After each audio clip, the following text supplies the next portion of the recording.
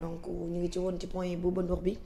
fa la ñu rek daal di wëyali donc juriste Cheikh Tidiane comme ni ma ko waxee woon sànq yaa ngi reetaan looy reetaan juriste. daa commencé.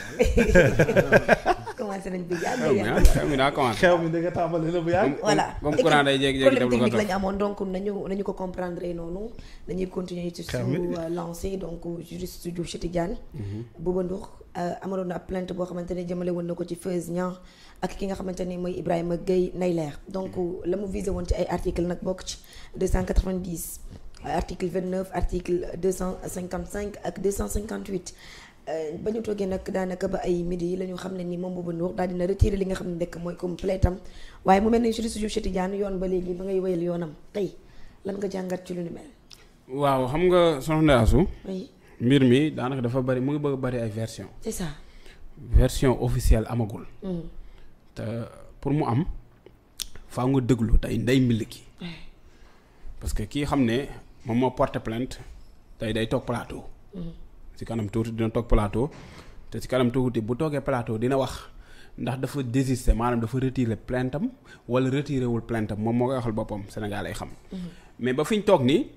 nañ jàpp ne moom dafa porté plainte. ñaari nit yu leer. is des contre x la. mais ñaari nit daal ñëpp xam nañ ko ku wóor ki nu mu tuuti sax. Ibrahima Gueye Nayler Ibrahima Gueye Nayler borom ku jigéen ki Feuz Niang. Feuz xam naa ko. donc wax dëgg yàlla ñu ne dañoo yëkkati ay kàddu yoo xam ne dañ ko teg ci moom yenn yi ñu teg ko ci groupe de presse bi waaye yenn ñu teg ko ci waajuram mu nekk ay kàddu yu ñaaw yoo xam ne wax dëgg yàlla ñëpp gis nañ ne am na vidéo sax bu circulé boo xam ne nee nañ Feuz Niang moo ci doon jéggalu. waaw loolu ñëpp seetaan nañ ko. wax dëgg yàlla loolu nag li muy signifié mooy nit matul. mën naa def dara ba pare jéggalu. li doy waar mooy tooñ ba pare jàpp ne yow ci dëgg nga nekk. waaye comme moom teel naa xam ne dafa wax kàddu yoo xam ne waru koo nax rek macha allah loolu macha allah laa ciy wax bu dee keneen ki wax dëgg yàlla man xaw ma ko. Ibrahima xaw ma ko gis naa ne tey daal moom convoqué nañ ko mais wax dëgg yàlla man aw ma ci lu ma leer mais daal lii laa bëgg mu leer daal. mooy Bouba ak lu mënti am dañ koo tooñ. parce que débat contradictoire bokkul ak ay saaga man du ma cautionner saaga jamais nit di ma dégg man may saaga ci plateau jamais may jël numéro jàmbur di ko saaga wala di ko wax naka sudul noonu buñ toogee débat nag wala bu ñuy waxtaan débat d'idées mën nañ waxtaan nii tooñante mais pas ay saagaate loolu man d'accord ma ci te man si loolu laa ma sa dox nit bañ a d'accord ak moom signifiewul jël sa téléphone di ko message wala nga koy woo di ko menacer wala di nga koy saaga parce que réew mi nag loi moo fiy dox te man moo di toog fii di wax ci droit ba pare wala di wax ci loi tey ñëw di défendre loo xam ne dafay contraire ak man ni ma mel ak ni may waxee loolu toppuma loolu te doxew ma noonu moo tax nag Bouba bu baalewul dina yéeme. bu baalewul dina yéeme. maanaam xanaa mu baale mais wax dëgg yàlla bu dee dëgg rek a tax ñuy wax. Bouba Ndour su baalul ñooñu. dinañ tëdd. d'accord nañ reconnaître tout d'abord nañ reconnaître man Bouba ànduma ak moom chaque jour ma taxaw fii bu waxee ba pare ma génne ne ko bu baax li nga wax ànduma ci. li nga def du noonu li ngeen waxee du noonu mais dañ koo tooñ ci loolu. bu baalul bu leen baalul dañuy tëdd ñoom ñëpp. démb ci guddi man lépp lu ma ci mënoon tamit jéem naa ko ci def. pour mu jéggal leen est-ce que yaa ngi comprendre. parce que ki mu wax ne daf koo menacer menace de mort. menace de mort est-ce que xam nga lan mooy menace de mort. dafa nekk lu doy waar ba pare menacer ne dañuy ñëw seen télé mën nañ koo taal. seen groupe bi mën nañ ko taal. loolu boo ko waxoon mu coïncider ak keneen jaar fa taal fa dañuy naan yow la. dëgg la. est-ce que yaa ngi comprendre parce que boo menacer nit ki de mort bu dul yow beneen noonam mën na faa jaar exécuter ñu yaakaar ne yow la te du yow mais comme xës nga ba def menace ak yow la ñuy jàpp. moo tax des fois dañuy waxtu duñ mesurer suñuy kàddu wax na dëgg article 290 bi mu visé 2 ans ba 50 ci loolu ci menace boobu wax na dëgg d'accord naa ak moom ci diffamation dañoo ko diffamé indi na article 258 du moom sax ay avocat am ñoo koy indi nañ article 258 dugal ci diffamation bi dugal ci n'est-ce pas injure bi mais foofu définition kese la parce que article 258 alinéa 1 da lay définiral lan mooy diffamation alinéa 2 da lay définiral lan mooy n'est-ce pas injure mais daal ji mu ngi nekk ci article 262 262 ak 261 parce que article 261 bu code pénal bi moo lay xamal ne képp ku diffamer ay particulier Bouba Ndour particulier la xam nga boo seetlu may naan la 261 membre de l'Assemblée nationale wala membre du gouvernement et j'en passe mais particulier maanaam man mi particulier la soo ma diffamé woon wala n'est-ce pas yow Ndeye Astou man ma diffamé la dans ce cas nag booba yoon mën naa dal sa kaw te yoon bu dalee sa kaw nag mën na indi leneen waaw mën na indi leneen mën nañ la si tëj 3 mois ba 2 ans si loolu mën nañ tëj 3 mois ba 2 ans loolu article 261 bi article 262 bi nag alinéa 2 bi mooy wax ci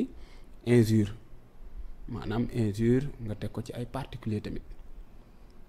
boo ko tegee ci particulier maanaam tey jii man nee naa man particulier la yow particulier et sama waa ji sëñ Tra particulier soo saagaa particulier tamit 2 mois mën na la cay fekk kon donc loolu kàddu yooyu dañ koy bàyyi xel diffusion de fausse nouvelle dégg naa ko ci tamit 255 am na diffusion de fausse nouvelle parce que dégg nañ ci kàddu yi ñu ne xaw ma xale yi seen petit gàlle nangam loolu nit ki bu jàppee ne ay xibaar yoo ko génne la loo xam ne amul jàppee ko tuddee ko diffusion de fausse nouvelle loolu tamit bu leen si toppee 1 an ba 3 ans mu ngi leen xaar moo tax ma ne la boobu xanaa mu baale rek clémence am bu jógee ci moom te beneen mbir bu xësee ba yegg si procureur bu ko gisee ni lii contraire aux mœurs même boo baalee moom su ko neexee poursuivre même yow soo baalee procureur su ko neexee mu poursuivre te su defee poursuite yi parce que mooy le maître des poursuites chaque jour moo la ko procureur mooy le maître des poursuites su poursuivre ñooñu dañ leen entendre bu ñu leen entendre li gën a probable mooy dañ leen denc loolu donc moo tax képp koy waxati na ci bàyyi xel waaye dafa amaat beneen jàngat ban la Bouba dafa am lu mu fàtte nee naa la Bouba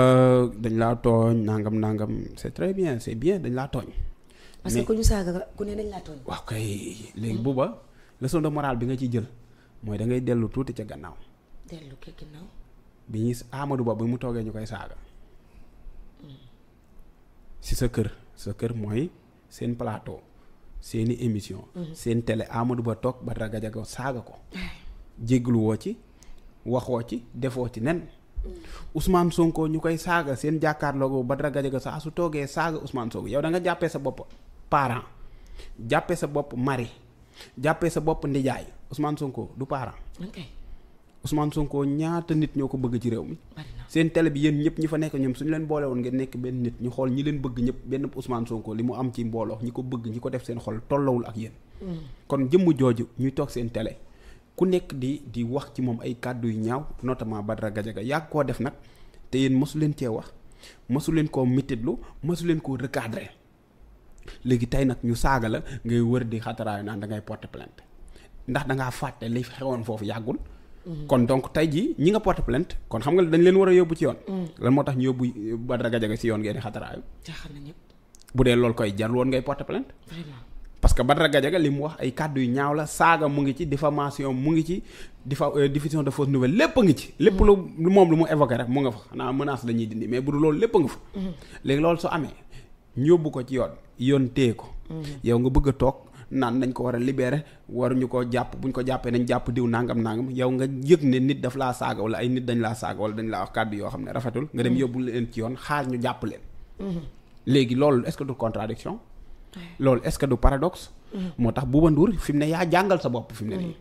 maanaam yow yaa jàngal sa bopp yow si cas bii rek wane ne Badara Gadiaga dañ ko waroon a jàpp te nekkuloon keroog rek lañ ko waroon jàpp biñ ko waree jàpp yàgg na. buñ toppoon yow li nga def. parce que kàddu yu ñaaw yi mu mës a yëkkati yëpp bu fekkoon Ousmane Sonko daf ko cee porter plainte. buñ ko jàppoon ñoom dañuy toog seen jàkkaarloo di ko jooytu. te pourtant tey mu ngi nii dem porter ji plainte.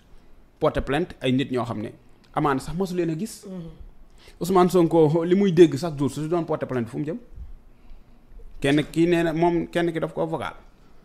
mais Ousmane Sonko kenn vocalu ko si plateau bi ngeen toog di ko wax li ngeen koy wax. flagrant délit. nii si plateau bi Badara Gadiaga avant muy dem nu ne def na ko.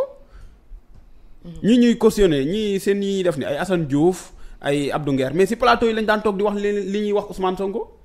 te kuñ ci yóbbu ci yoon nga nekk fi di xataraayu léegi tey yow nga taxaw ne yaa yóbbuwaate ci yoon. moo tax ma ne la Bouba Ndour yow jàngal nga sa bopp àdduna fi mu ne nii. maanaam yow yaa ñëwaat jàngal sa bopp àdduna pour wane ne képp koo xam ne wax na fi kàddu yoo xam ne du kàddu yu rafet loo xam ne loi daf koy aay dina war a yóbbu ci yoon. lii Badara Gadiaga def loi da koy aaye moo tax mu dem fa mu dem yow nag ci li la dal nii loi daf koy aaye moo tax ñu nangul la ko ngeen doole ñu nangul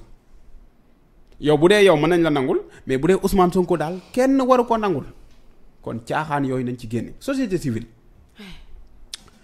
réew mi nag léegi maanaam leer na nañ mu ngi door a leer. réew mi amul société civile. amul ñu fi waaw mu ngi door déedéet amul société civile. kenn waxati société tey moom confirmation bi. na ko Sénégal yëpp xam tey réew mi amatul société civile. lu tax loolu. société opposition civile moo fi am. dëgg ma la nga ne. société opposition civile moo am ci réew mi. lu tax nga wax loolu. waaw kay xam la moo tax affaire Badara Gadiaga. affaire Abdou Nguer. affaire Assane Diouf. Khalifa nu mu tuddati sax Moustapha Diakhaté. journaliste boobu. Bassirou Fofana ak ñeneen. Abdou Nguer wax naa ko ñoom ñëpp bi ñu leen jàppee. société civile lan lañ def génne même bi ñu leen convoqué di réclamer seen libération immédiate. kuñ ciy convoqué ñu ñëw ñu bind def poste. convocation rek maanaam avant ñu lay téye convocation ñu def poste. liñ jot a wax ci Badara Gadiaga avant muy wuy ji bind nañ ay poste ku ne di xataraayu ku ne ñu koy invité fu nekk biñ leen jàppee ku ne di xataraayu ku ne di kaas mais bu fekkee koo xam ne Pastef la bokk moom yow loo mënti def suñ la jàppee wala ñu convoqué la société civile yoonam new ci te jàpp njàmburam. danañ jàpp boobu lu war la. waaw yoon da maanaam des dul wax. bu dee ñële liberté d'expression la. maanaam bu fekkee kulunaa moo wax ba dem kaso liberté d'expression la maanaam warul dem kaso.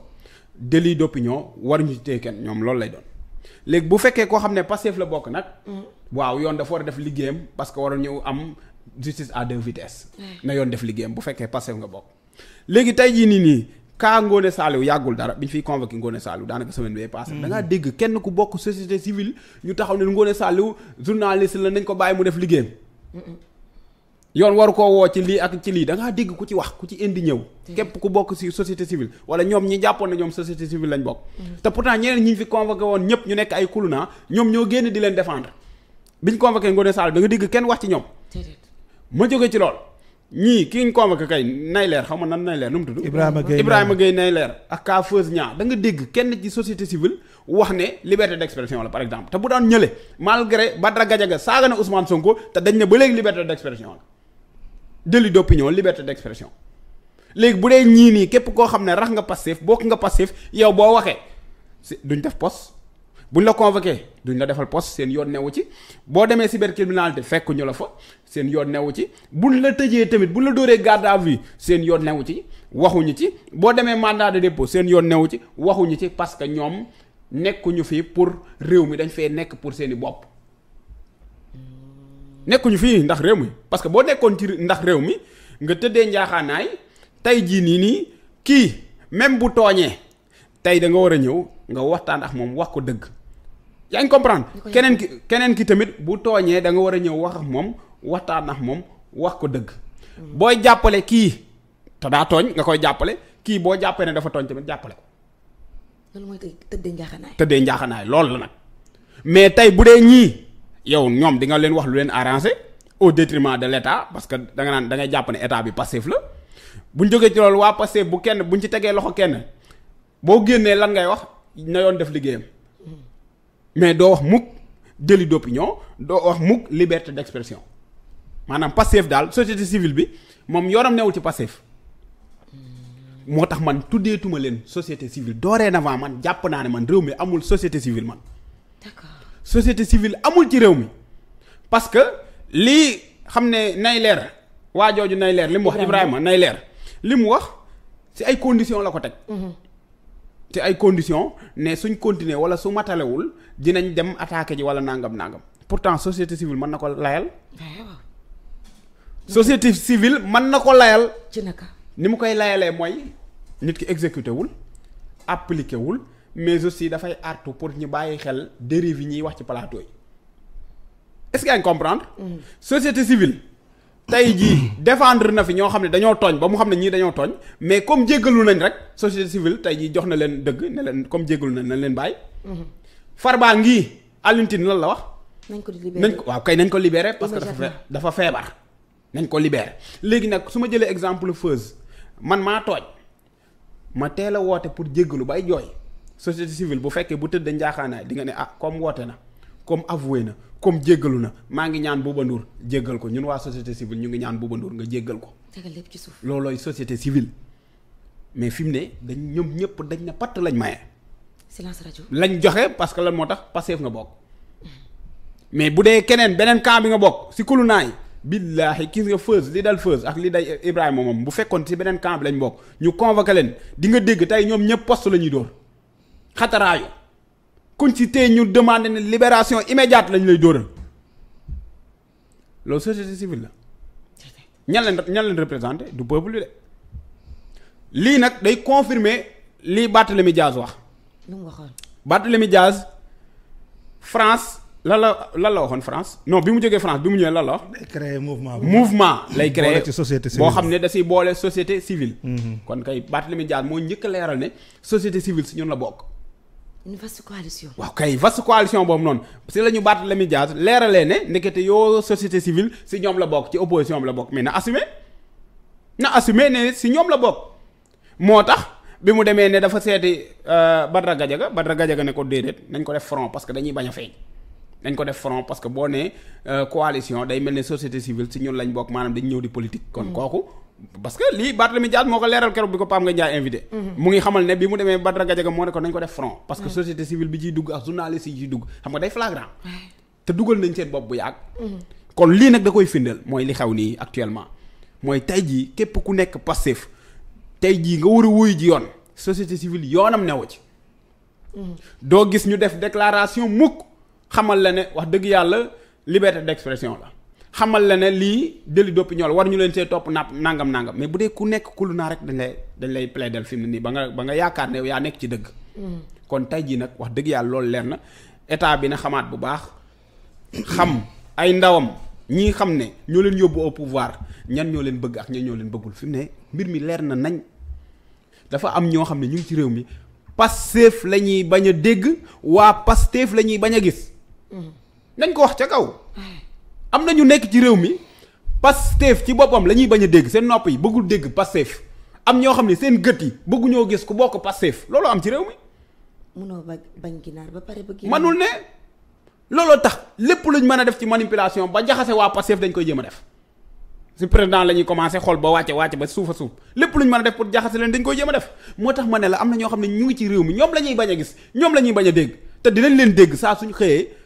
mu leen di neex mu leen di naqari muy tooyal seen xol yi wala muy wawal seen xol yi ñuy mer bay futt dinañ dégg turu Pastef parce que ñoom ñoo fi doon wax ex Pastef dem ba ci biir mënatuñ ci ex bi dara ñu jëndi ex bi bàyyi fa Pastef par force. gis waa Pastef ñi yaakaaroon ne ñoom ñëpp kaso la ñuy nekk ba heure bii ñoom dañuy dox di leen gis par force mënuñu ci dara. manipulation yi ñuy jéem a def yëpp mënul tiital Pastef seen yi ñuy jéem a def ni yëpp mënul tiital Pastef parce que Pastef fañ ko bëgg a dugal fa la Pastef génnee. Pastef fi ñu ko bëgg a dugal moom. ci ay kaso dugal la ci manipulation bëgg dugal la ci ay trouble bëgg dugal la ci ay jaxase Pastef si loolu la génnee ñëw. bu dee kaso réew mi amul ñu gën a dugg Pastef kaso. ba d'ailleurs ñi jiite réew mi sax kaso lañ jóge ñëw toog ci réew mi di ko doxal suñu institution yi gouvernement institution la kan moo ko jiite duggul kaso fa la jóge ñëw fii présidence kan moo ko jiite président de la république jógewul kaso def fa 11 mois ñëw ki njëkk miin ci ko takk bracelet électronique moo jiite assemblée nationale muy El Malick Ndiaye ba man woon dem Jolof surtout ay waajuram ba biñ ko invité nga koy gis ci tànk bi biñ ko invité télé. kon ñooñu maanaam mënuñoo def loo xam ne ñoom miinuñu ko luñ miin la bu dee jaxase jéem nañ leen a jaxase biñ nekkee ay opposant lañ jéem ci ñoom dara mënuñu ci ñoom dara te duñ mas a mën ci ñoom dara. léegi nag gis nañ ne am na ñeneen ñoo xam ne fi mu ne nii dañ leen jege nag di doxal parce que man su ma bokkoon société civile dama naan noo wax dëgg yàlla nag dama doon nëbbatu man faraluma leen man bëgguma leen man fii laa far ñii laa àndal. moo gën ma koy def ci ay actes yoo xam ne soo ko gisee sax da nga koy ñaawlu parce que boo daan justice dafa war a tëddee njaaxaanaay nekk te yow société civile sax yow tëddee woo noonu. côté nga tëddee yow bi ngay wax naan justice équitable yow nii nga defoon yow da ngaa weñ ku am ñaari soxna yemale leen yow nga am ñaar féete fenn ba pare di joxe conseil xoolal li ma la wax. di joxe conseil. heure bii yow Ndeye Astou yaa ma gën a xam ne heure bii bu doon ñeneen lañ teg loxo wala ñeneen lañ convoqué ci beneen parti bi billaahi nga dégg leen. nga dégg leen ñoom ñëpp waa Pastef lu ñu leen def Pastef lan la def lu dul ay révolutionnaires yoo xam ne ñoo indi rupture ci réew mi 1960 ba léegi moo fay am lan lañ bañee Pastef parce que waa Pastef ay intellectuel lañ nekk intellectuel kañ la nekk crime wala délit. jaaxal nañu pit. lan lañ bañee Pastef parce que dañoo bëgg seen njiit kan mooy seen njiit président Ousmane Sonko ñu bañ koo gis bañ koo dégg turam. bañ a dégg sax ku ne ku sell ki mu sell mi soo ko waxee seen xol yi di bax lan mooy problème bi waa Pastef lan lañ def defuñu len lu dul Pastef dañoo mën a jàng ba jàng jotee waa Pastef dañoo dem jàngi bii taxawal parti jotee Pastef dafa taxawal parti respecté charte yépp nag financement parti bi mu jotee ñeneen ñi dem ay extérieur comme ni ngi leen ko Ousmane Sonko waxee société civile seen financement yi faaw ñuy xool fan lay jógee ñoom ñëpp ne miit kenn nangu cee wax ba léegi te bu fekkoon dañ leen jiiñ lu araam loo xam ne am jugé nañ ne dañ leen sosal dañuy génne def point de presse leeral boobu ba léegi leeraluñ lu tax lu jar a leeral ba léegi teguñu dara ci table ji comprendre nañ sax moom nee na ba d'accord très bien ñun comprendre nañ jeu bi dañ leen bàyyi ci biir dañ leen écarté mais comprendre nañ Pastef bi mu ñëwee ba léegi ay campagne bépp campagne bu muy def waa Pastef patriote ci boppam ñoo koy financé gëm seen njiit bëgg seen njiit damay li laajte ndax loolu ay crime la wala ay délit la kon lan moo tax ñii bëgg jël waa Pastef singali leen bañ leen lu yëngu ci réew mi ñu ne waa Pastef bëgg boo romboon ginaar mu lab ñu ne waa Pastef ko fa dugal lii la ni lii la te waa Pastef Pastef bi mu ñëwee au pouvoir ba léegi xoolal ñaata waa Pastef lañ jàpp lu masta am Pastef bi mu ñëwee ba léegi ñoom ñoo ngi dem kaso waa Pastef fay dem kaso ñaata yoon nga dégg patriote bii dafa wax kàddu gi mais procureur woote na te pourtant su neexoon suñu premier ministre mi xam ne moo jiite Pastef ministre de la justice lay bind rek boobaa yooyu yëpp su ko neexee mën na cee teg ci conc mais amul d'ailleurs premier ministre bi dem mi xam ne mooy président parti bi dem ba ne maa joxe vidéo yi pour ñu jàpp ñii premier ministre bi taxaw ba ne kuy saaga bokkul ci man nangu képp ku saaga ñóbbu la ci yoon ñeneen lu ma leen waxoon di leen ko rappeler keroog naan leen lu ma leen waxoon kuy saaga bokkul ci man kuy saaga dañ la war a yóbbu ci yoon léegi ñooñ nga war leen a protéger xam ne ñii liñ la jaayoon ci loolu lañ nekk ba léegi nga yàkkamtee tëj ay ndawam wala dara bu amee nga teel a wane sa féete mbir mi nag leer na mbir mi leer na nag nañ ñun waa Pastef nañ xam ne Pastef contre ñi si des mbir mi loolu la Pastef da maanaam boo bëggee comprendre mbir mi da ngay jël Pastef ak ñenn laa la wax de ñenn ñu nekk ci coalition Diomaye ñenn laa la wax parce que gis nga keroog Bougaat Diouf waxi dof yi mu fi wax te pourtant neen ci la bokk moo tax li ko ci fekk xam na ko ñenn ci ñoom da nga koy jël boole ko waa Pastef nga ne ñii contre ñi si des ñëpp bul indi exception neel contre ñi si des ñëpp si biir ñi si des nag di nga ci gus kuus bu ne ñun comprendre nañ lépp mais ça ne passera pas non du jàll te du mas a jàll parce que xam nañ fi ñuy teg suñ tànk mais aussi xam nañ fi ñu jóge fu metti la gaa yi jóge ba yegg si fii ñu yegg si nii duñ nangu ay manipulation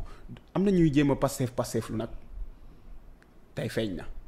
bi nga déggee ne Macky Sall dafa jël ay Pape Malick Ndour jël ay booy yooyu noonu fal leen loolu lan nga ci jàng mooy dañuy Pastef lu